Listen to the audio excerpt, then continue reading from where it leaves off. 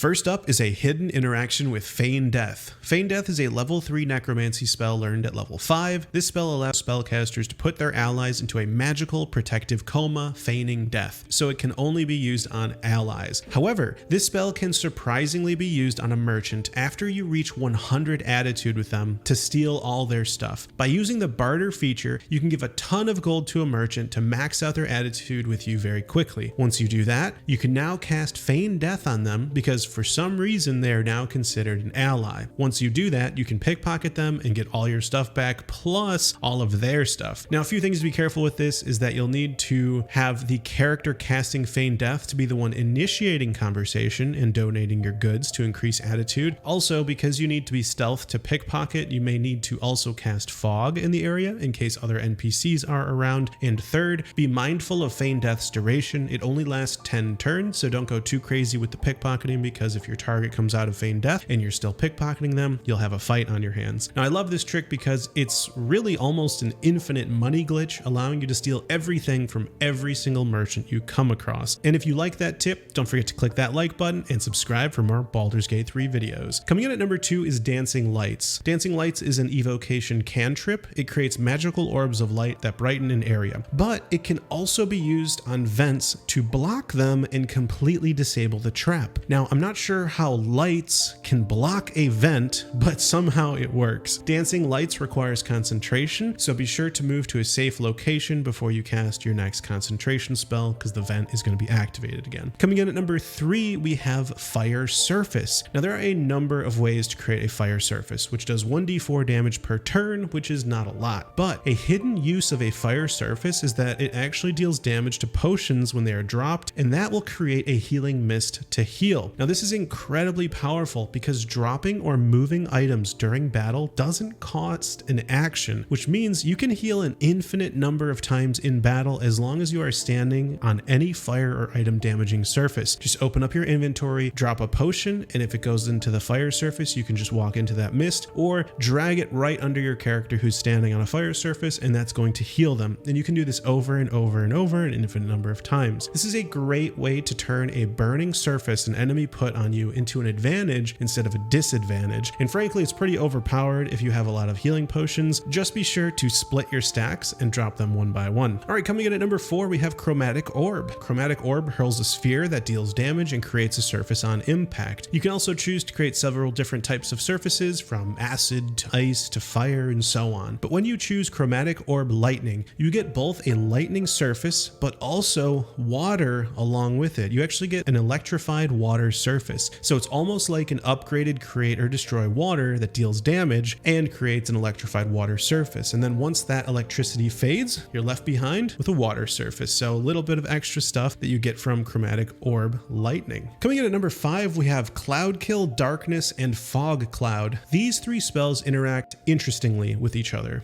Cloudkill is a level 5 conjuration spell learned at level 9 by sorcerers, wizards, and druids. Casting it creates a large cloud that inflicts 5d8 poison damage per turn, and you can reposition the cloud each turn. The spell requires concentration and heavily obscures everything within it. Of course, this spell can be removed by spells like Gust of Wind, but surprisingly, Fog, Cloud, and Darkness also clear the effect. Not only that, but these 2 spells prevent Cloudkill from affecting the area they are placed, even if Cloudkill is cast second. It won't replace Fog or Darkness. However, Fog and Darkness can replace each other and both remove Cloudkill. So in a way, Fog, Cloud, and Darkness can serve as an anti-Cloudkill zone, protecting everybody inside from that spell. However, what's the point of safety if you're blind? Well, this works especially well with Devil's Sight, a level 2 Warlock class feature known as an Eldritch Invocation. Devil's Sight allows you to see normally in darkness, both magical and non-magical, to a distance of 24 meters. So with this, a Warlock can protect themselves from Cloudkill, but also enjoy the effect of darkness preventing ranged attacks into or out of that zone. And since you only need to be a level 2 Warlock, this opens up a lot of possibilities for multi-classing. Also, attacking out of the darkness grants attacking from the shadows, which gives advantage. Pair this with other Eldritch invocations like Repelling Blast to knock the target back, and you have an incredibly powerful combo. AI seem to avoid going into darkness in the first place, and if they do go into it, you can just knock them back out. Set up a Mind Sanctuary inside and you've got 2 Eldritch Blasts per turn to knock away your enemies. Really strong combo. And coming in at number 6 is Eldritch Blast. This cantrip shoots a beam of crackling energy, dealing 1d10 force damage to a target, and is probably one of the strongest cantrips in the game because of the strange interactions it has when paired with another Eldritch invocation called Agonizing Blast. This feature adds your charisma modifier to Eldritch Blast's damage. It's actually overpowered because if you get a weapon like the Spell Sparkler, which generates lightning charges and eventually adds 1d8 lightning damage to your spell, that 1d8 also gets your charisma modifier added, and similar effects like Spell Might Gloves, which give you an added 1d8 damage to your spells, will also get your charisma modifier added to that damage too. So Eldritch Blast can get pretty crazy if you get a lot of spells that add damage to it. Coming in at number 7, we have Goodberry.